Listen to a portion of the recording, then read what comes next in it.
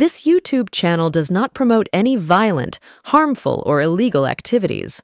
All content provided by this channel is meant for an educational purpose only.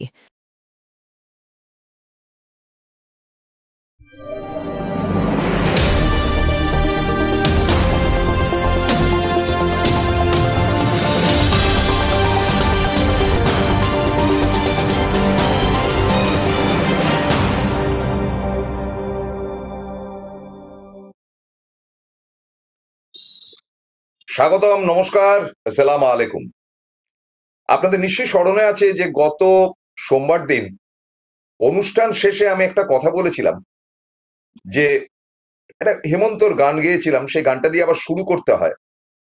সব কথা বলা কথা বাকি রয়ে গেল শুধু বলিতে। অর্থাৎ সব কথা কিন্তু আমি বলিনি এবং আপনাদেরকে বলেছিলাম যে এইভাবে এগোচ্ছে।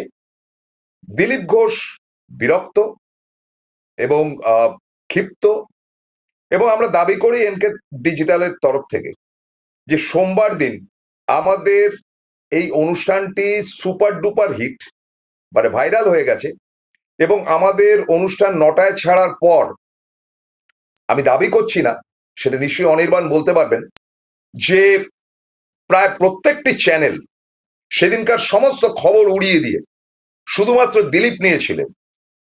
এবং আপনারা জানেন যে দুদিন আগে দিলীপ ঘোষ গিয়েছিলেন ইয়ের সঙ্গে দেখা করতে, শ্রমিক ভট্টাচার্য নতুন সভাপতির সঙ্গে দেখা করতে। তারপরে নানাবিধ ঘটনা ঘটলো। তাহলে ব্যাপারটা কি দাঁড়ালো? অনুষ্ঠানের নাম হচ্ছে মমতার টেক্কা, দিলীপের ছক্কা আর শুভেন্দু ফক্কা। এটা তো আপনারা দ্বিতীয় দুটো তো বুঝতেই পারছেন, কিন্তু মমতার টেক্কাটা এলো কোত্থেকে? কে মমতা বন্দ্যোপাধ্যায়? কি ব্যাপার, কি ঘটনা? আজ আপনাদের সামনে আবারও বেশ কিছু আন্দার কি বাত বলবো, ভেরি ইন্টারেস্টিং। এরকম ইদানিংকালে রাজনৈতিক গেম, রাজনৈতিক খেলা খুব একটা হয়নি। মানে আমি তো মনে করতে পারছি না। এক শুভেন্দু যখন দল ছেড়ে চলে গিয়েছিল তখন কিন্তু আমরা বুঝতে পারছিলাম যে সে দল ছাড়বে, কিন্তু দিলীপ যে এরকম ঘোড়েলের মতন মাথা খারাপ করে দেবে সেটা কিন্তু আমরা ধরতেই পারিনি। মানে সে একটা বিগ গেম, তা কিছুটা আজকে নিশ্চয়ই বলবো। দেখুন, তার আগে বলি যে মমতা বন্দ্যোপাধ্যায়ের ভূমিকা কি এখানে। আপনারা তো দেখেছেন যে মমতা বন্দ্যোপাধ্যায় এবং দিলীপ ঘোষের সেই টিপিক্যাল ছবি। সে একটা পরম বক্র হাসি হাসছেন মমতাদি, এই সেই বিখ্যাত ছবি। গল্প আছে, গল্প না থাকলে আমরা এরকম একটা অদ্ভুত নাম তো আর দেবো না। এবং আগের দিনেও যে আমরা 21শে জুলাইয়ের মঞ্চে দেখা যাবে কিনা দিলীপকে নিয়ে যে একটা খুঁচিয়ে দিয়েছিলাম, যেটা তারপরে সবাই একবার হই করে দিলীপ তাহলে 21শে জয়েন করছে, এই করছে সেই করছে, আমরা শুধু মনে মনে হেসেছিলাম। কারণ আমি জানতাম যে দিলীপ ঘোষ কখনোই বিজেপি ছেড়ে বা দরকার হলে রাজনীতি ছেড়ে দেবেন। তিনি আরএসএস করা লোক, তিনি কেন তৃণমূলে আসবেন? আর তৃণমূলে আসলে কোনো ফায়দা নেই। প্রথমে আপনাদেরকে বলি কেন ফায়দা নেই। তৃণমূলে দিলীপ ঘোষ আসলেন, দিলীপ ঘোষ আসার সঙ্গে সঙ্গে দিলীপ ঘোষ হয়ে গেলেন টিপিক্যালি তৃণমূল, এবং তাকে ভোটের প্রচার করতে গেলে পেছনে মমতা বন্দ্যোপাধ্যায়ের ছবি লাগাতে হবে। তার তিনি যদি ভোটে দাঁড়ান সেই অঞ্চলে গিয়ে মমতা বন্দ্যোপাধ্যায় তার হয়ে প্রচার করতে হবে, অর্থাৎ সেখানে মমতা বন্দ্যোপাধ্যায়ের অধীনে তাকে থাকতে হবে। শুধু তাই নয়, সেটা থাকতে তিনি অরাজি এমন কথা আমি বলছি না, কিন্তু তাতে মমতার কোনো ফায়দা নেই। কেন? আর 5জন, মানে 294টা আসনে 293টা আসনে মমতা বন্দ্যোপাধ্যায় যখন বনবন করে ঘুরবেন, তো সেরকম একটা দিলীপের আসনে ঘুরবেন। নতুনত্বটা কি? কি এমন একটা বেনিফিট হলো তৃণমূলে? কিছুই হলো না।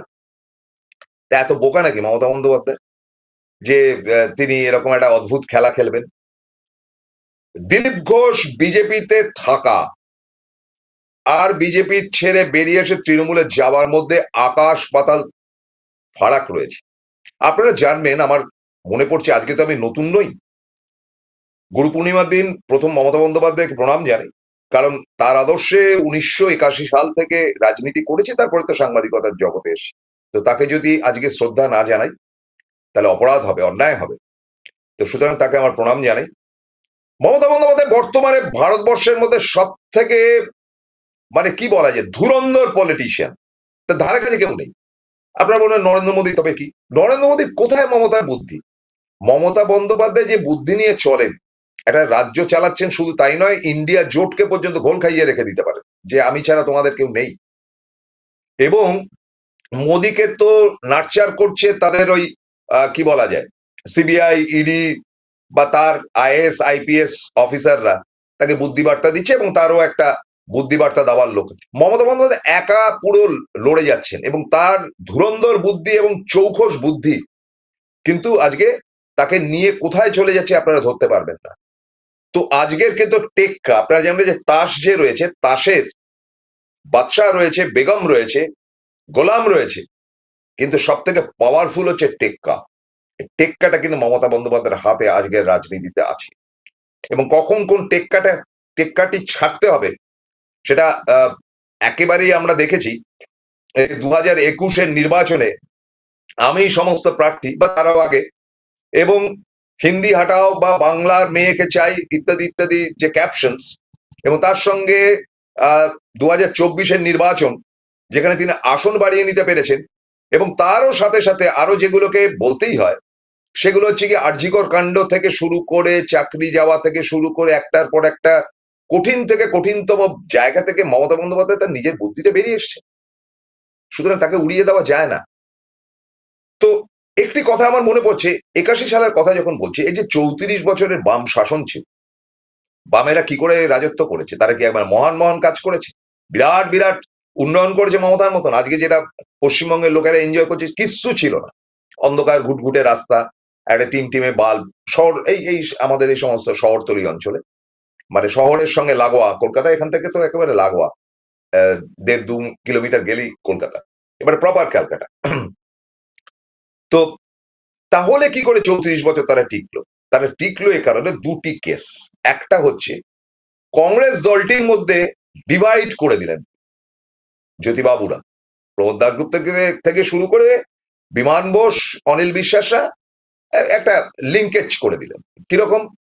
যে সোমেন মিত্রের গোষ্ঠী একদিকে, প্রিয়রঞ্জন দাশমুন্সী, পরবর্তী অধ্যায়ে মমতার গোষ্ঠী, এ তো লড়াই ছিলই, তার মধ্যে আবার ছুটকো ছোটকা লড়াই তো ছিলই, অজিত পাজা ইত্যাদি ইত্যাদি। আমার বেশ মনে পড়ছে, আপনাদেরকে বলি একটা ঘটনা, বললে ঘটনাটা খুব ইন্টারেস্টিং, আপনারা জানেন না।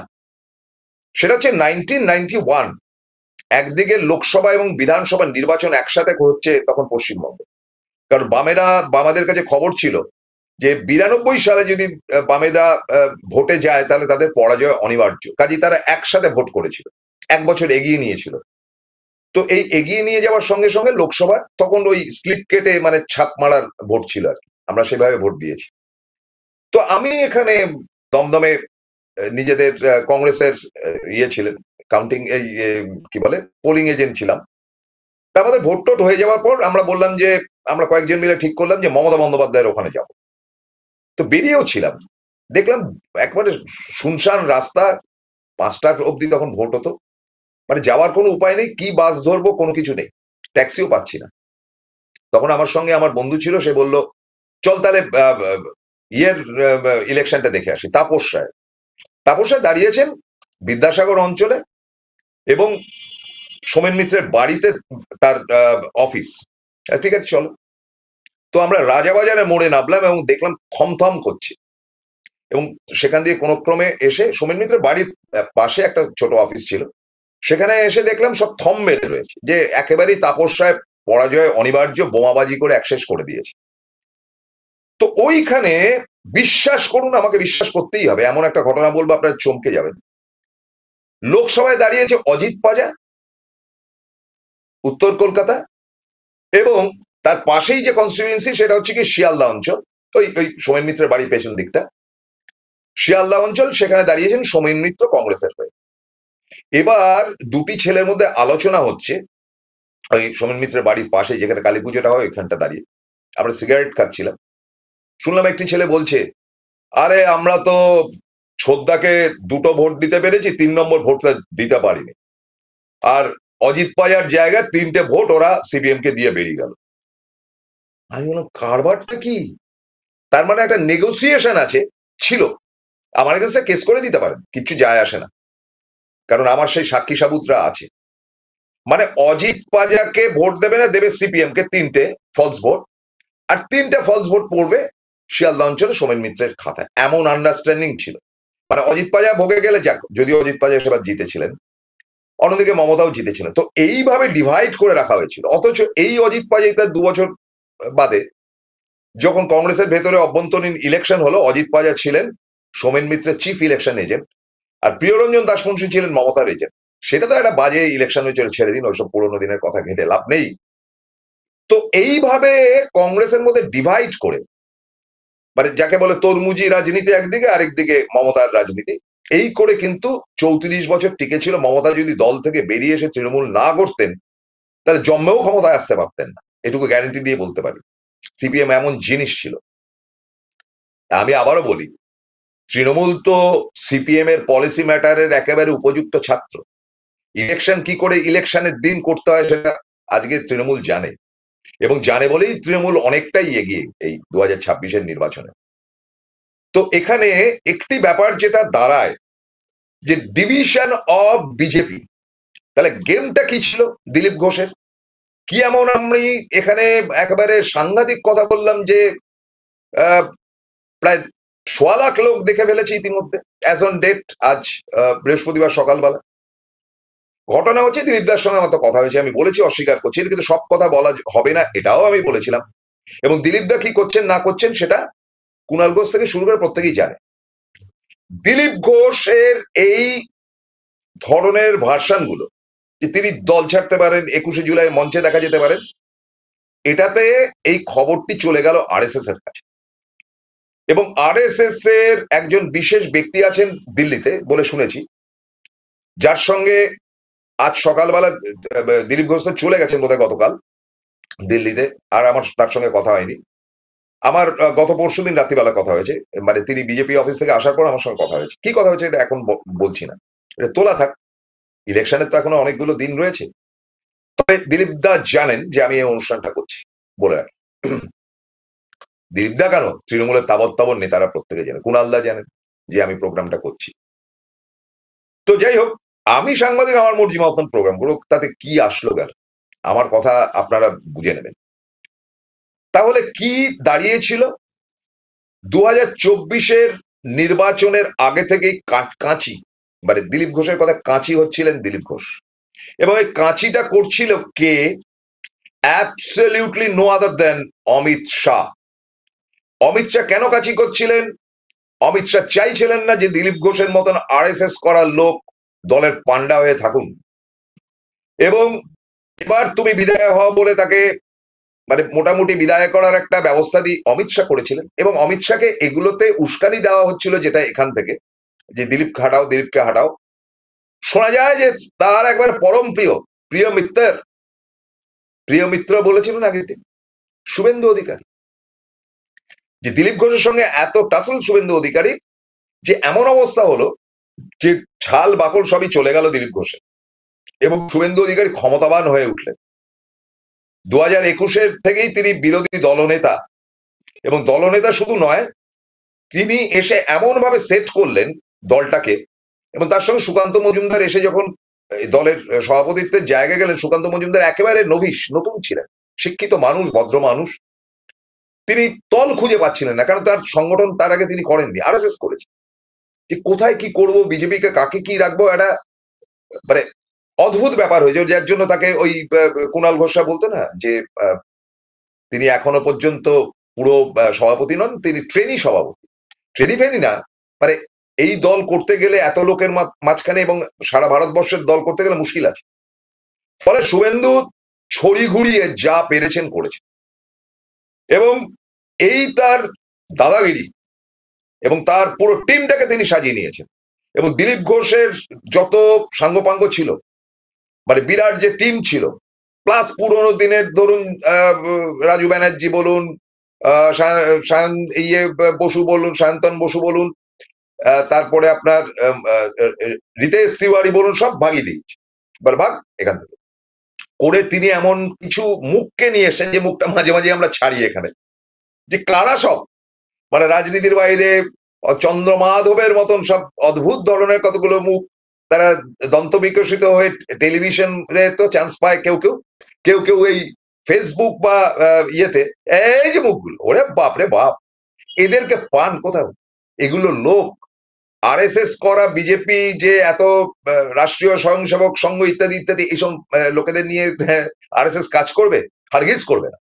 কিন্তু এদেরই পছন্দ হচ্ছে শুভেন্দু, এবং এদেরই পছন্দ হচ্ছে কি অমিত শাহ, এবং এরাই ফ্রন্ট লাইনে থাকেন, এরাই টেলিভিশনে বসেন, এরাই ইউটিউবে বসে বসে বা বিভিন্ন টিভি চ্যানেলের সামনে যা তা ভাষা ব্যবহার করে দলটার একেবারে সত্যানাশ করে দিয়ে, সে করুক, তাদের মর্জি, আমার কি, যা খুশি করুক। তো এই টিমটা নিয়ে শুভেন্দু একেবারে সর্বশক্তিমান হয়ে গিয়েছিলেন। কালীগঞ্জের বিধানসভার উপনির্বাচন এলো, আরএসএস তো অপেক্ষা করছিল, সেখানে একেবারে ধূলিসাৎ হয়ে গেল যে আমরা সব হিন্দু, 70% হিন্দু ভোট আমি আমার দিকে টেনে নিয়ে এসে মমতাকে উড়িয়ে দেবো। সব বড় বড় বাতেলা আউট আউট। এবং দেখা গেল হিন্দু ভোট বেড়ে গেছে তৃণমূলের, এবং সিপিএম এরও ভোট বেড়ে গেছে, ভোট কমে গেছে শুভেন্দু অধিকারীর বিজেপি। এটা আরএসএস অবজার্ভ করেছে, এবং তারপরে আরো কতগুলো ঘটনা যে টুকটাক ঘটলো, সেটা হচ্ছে কি দিলীপ ঘোষ ফিরবে কি ফিরবে না। তারপরে অনেকগুলো ঘটনা ঘটলো যে দিলীপ ঘোষকে ফেরত আনা হোক, এখানে অমিত শাহ এলেন, এখানে নরেন্দ্র মোদী এলেন, কোন অনুষ্ঠানে দিলীপ ঘোষকে আমন্ত্রণ জানানো হলো না, এবং জানানো যে হলো না সেটা শুভেন্দুর একার হাতযশ নয়, সেটা দিল্লিতে মোটামুটি প্রভোগ করে অমিত শাহ বলে দিয়েছেন একে একে ডেকে দিলীপকে ডাকার দরকার নেই বলেই আমাদের কাছে সূত্র মারফত খবর আছে। একদম কোণঠাসা দিলীপ ঘোষের যে কি দুরবস্থা হয়েছিল, তখনই তার পাশে এসে দাঁড়ালেন যিনি তার এই দুরবস্থাতে তাকে একটু হাইপ দেওয়ার জন্য, একটু তোলার জন্য, একেবারে তার পরম বিরোধিতা থাকা আজকের এই ইতিহাসের টেক্কা মমতা বন্দ্যোপাধ্যায়। কি করলেন তিনি বলবো, ভেরি ইন্টারেস্টিং। একটা ছোট্ট বিরতির পর সঙ্গে থাকুন। Welcome to the world of civil business. A Bengali business personality and the most successful business group, Roy Construction Group of companies, now coming Sarib, West Bengal. Mr. Anup Roy, the managing director of the Roy Construction Group company, ready to serve his native land, the mother Bengal.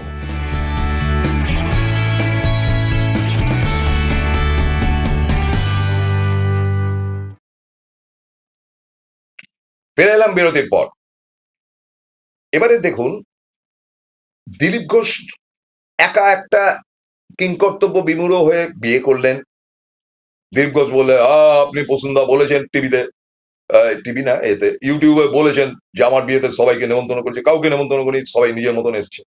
Sorry Dilip da, I am sorry, একটু মস্করা করলাম, সবসময় সব কথা তো বলতে নেই। তিনি যাই হোক কাউকে নেমন্তন্ন করেননি। তো এইবারে দিলীপ ঘোষ যখন একা, সেই সময় গেমটা খেলা হলো। দীঘাতে যে মন্দির উদ্বোধন হলো, জগন্নাথ দেবের মন্দির, সেই মন্দির উদ্বোধনে নেমন্তন্ন করা হলো দিলীপ ঘোষ এবং তার স্ত্রীকে। বিরাট রিসেপশন দিয়ে দিলীপ ঘোষকে নিয়ে যাওয়া হলো, মালা গলায় দিয়ে কর্তা গিন্নিকে নিয়ে আসা হলো। মমতা বন্দ্যোপাধ্যায় নিজে তাদের সঙ্গে কথা বললেন, এবং তাদের মধ্যে কি কনভারসেশন হলো সেটা ভাইরাল হয়ে গেল। দিলীপ ঘোষের মতো জাদ্রেল লোক, যিনি কিনা এক সময় বলেছিলেন যে বারমুডা পরে মমতা ঘুরুন বা ইত্যাদি ইত্যাদি, আপনাদের অনেকের তৃণমূল পন্থী যারা রয়েছেন বা তৃণমূলের সমর্থক, তাদের কাছে খারাপ লেগেছিল। দেখুন একটা কথা বলি, যে দিলীপ ঘোষ যে সমস্ত আগড়ুম বাগড়ুম কথা বলেন, সেগুলো সব মজা করেই বলেন, লালু প্রসাদ যাদবের মতন। ওটাতে মমতা বন্দ্যোপাধ্যায় গায়েও মাখেন না, বরং অপমানজনক কথা যেগুলো শুভেন্দুরা বলে, বা বর্তমান বিধানসভায় বিজেপির যে অশিক্ষিত লোকগুলো রয়েছে, অশিক্ষিত লোকগুলো ম্যাক্সিমাম অশিক্ষিত, মানে দলটির মধ্যে শুভেন্দু অশিক্ষিততে ভর্তি করে দিয়েছে, তারা বলে, তাদের কথায় মমতা বন্দ্যোপাধ্যায় কেন সকলেই সম্মানে লাগে। এবং এরপরে আগুন জ্বলে গেল যে হচ্ছে কি। এবং আপনাদেরকে বলি যে দিলীপ সারা বাংলাতে টুকুস টুকুস করে সামান্য হলেও একটা সংগঠন তৈরি করে রেখে দিয়েছে, এবং সেই সংগঠনের কাছে খবর গেল যে মমতা বন্দ্যোপাধ্যায়ের সঙ্গে দিলীপ ঘোষ মিটিং করেছেন, চা খেয়েছেন, মিষ্টান্ন খেয়েছেন, এবং তাদেরকে এই জগন্নাথ দেবের মন্দির ঘুরিয়ে ঘুরিয়ে মুখ্যমন্ত্রী দেখিয়েছেন। ফলে দিলীপ ঘোষ যদি চলে যায় তাহলে আমরা নেই। এবং দিলীপ ঘোষকে রিসিভ করার জন্য দায়িত্ব দেওয়া হয়েছিল অরূপ বিশ্বাসকে।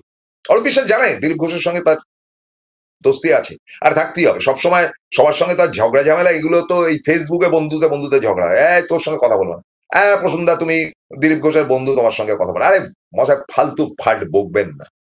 আমরা যদি সবার সঙ্গে না মিশে কোনো খবরই পাবো না। আজকে আমি যে খবরগুলো আপনার সামনে দিচ্ছি সেটা মেশামেশির জন্যই দিচ্ছি, আর তৃণমূল করলে কাজ করা হতো, বুঝবার চেষ্টা করুন।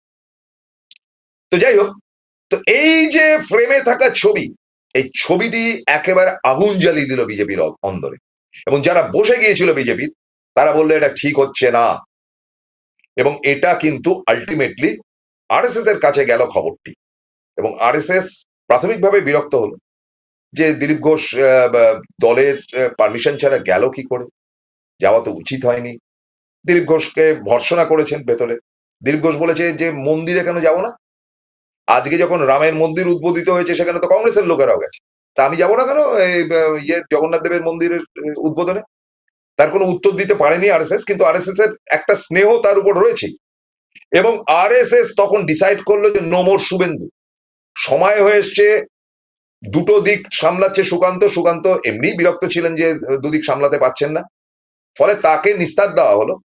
এবং কাকে করা হবে? আরএসএস এর কড়া বার্তা, যেটা শুভেন্দুর ইচ্ছে ছিল, যেটা অমিত শাহ মোটামুটি পাস করিয়ে দিত, অগ্নিমিত্রা পাল বা যাই হোক, এদের কাউকে ঘ্যাঁচ কাটা হয়ে গেল, ঘ্যাঁচ কাটা বলে একজনই হবে সেখানে, শ্রমিক ভট্টাচার্য।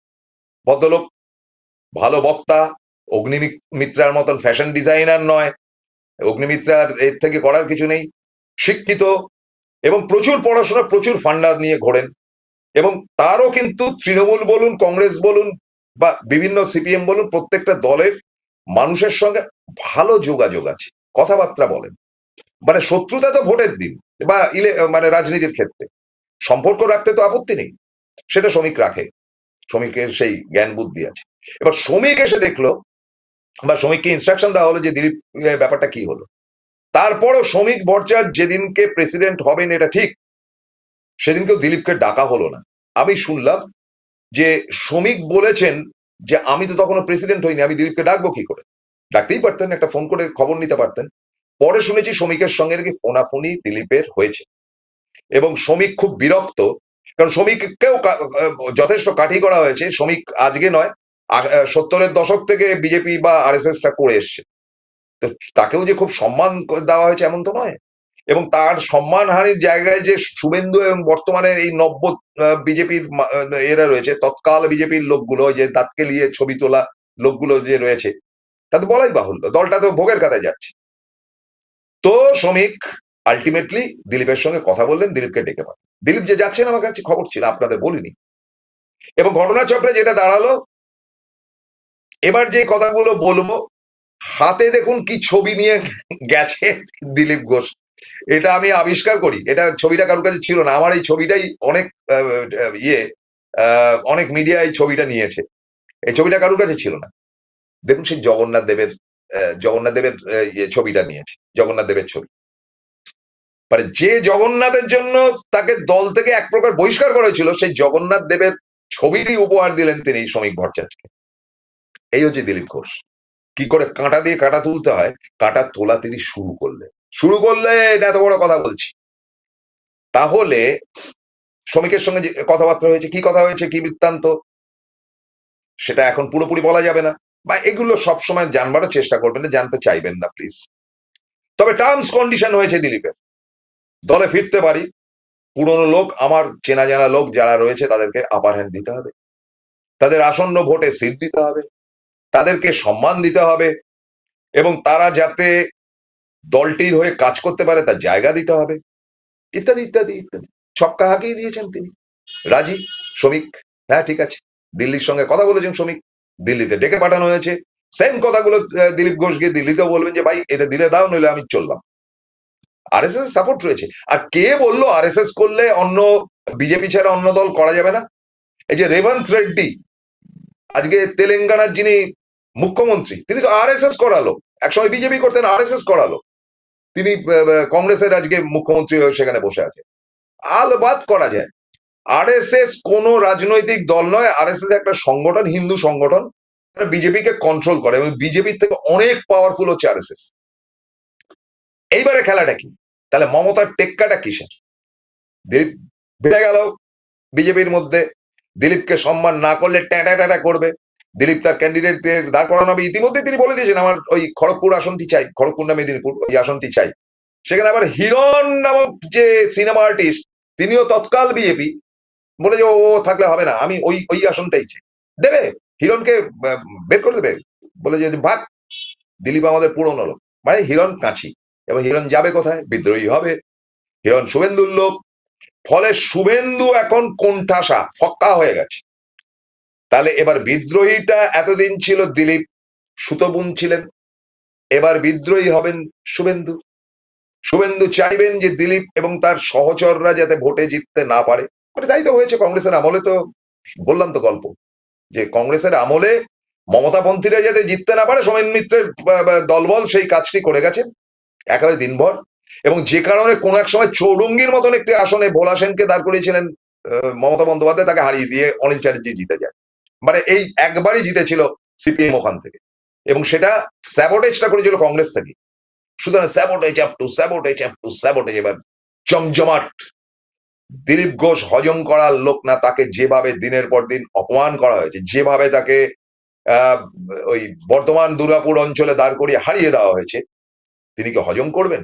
তার একমাত্র টার্গেট থাকবে শুভেন্দুকে খতম করা। এবং আরএসএস যে খুব একটা আপত্তি আছে তা না, কারণ আরএসএস তো জানে যে আমাদের ফ্রেশ ফেয়ার ক্যারেক্টার দরকার। এবং তার সঙ্গে যে পান খাওয়া কে, একটা অসীম সরকার নাকি বলদা বলদা কথা বলে, বাজে গান করে, সমস্ত ছেটাইয়ের খাতায় যাবে আগামী নির্বাচনে সমস্ত জায়গায়। সে মতুয়া হোক আর যাই হোক, চান্স পাওয়া তার পক্ষে অসম্ভব। অথবা দিলীপের পা ধরতে হবে। বা শ্রমিক তো এইরকম, মানে এখনো পর্যন্ত সংগঠনটা ভালো করে করেনি, ভালো বক্তা, টিভি বিভিতে ভালো বলে, সংগঠন করেছে দিলীপ। মানে দিলীপ পর্দার আড়াল থেকে দল চালাবে, শ্রমিক সামনে থাকবে। সুকান্ত উত্তরবঙ্গে যদি দেখে যে তার লোকজন না পাচ্ছে, তো কাঠি করে দেবে। আর শুভেন্দু কাঁচি করবে। এবার যে কাঁচিটা ছিল দিলীপের হাতে, সেই কাঁচিটা এখন ট্রান্সফার হয়ে চলে গেছে শুভেন্দুর হাতে। ফলে ঝগড়া এবং অন্তর্কলহটা টাটকা হয়ে গেল। অ্যাজ অন ডেট, গুরু পূর্ণিমার দিন বলছি, গুরুমারা বিদ্যা দিয়ে, যে এ খেলা জমাট খেলা, এ খেলার টেক্কা মমতা ব্যানার্জি। এবং যেভাবে মমতা বন্দ্যোপাধ্যায় একেবারে নিশ্চুপভাবে বিজেপি দলটাকে ঘেঁটে দিলেন, সেখান থেকে তারা আর ঘুরে দাঁড়াতে পারবে না। লিখে রাখুন, বাকি কথা পরের দিন বলবো। ইন্টারেস্টিং দেখবেন। আর প্রত্যেককে কমেন্ট করবেন, কমেন্টটা চাই। আজকের মধ্যে বিদায় নিচ্ছি, ভালো থাকুন, গুরু পূর্ণিমা ভালো কাটুক। নমস্কার, আদাব।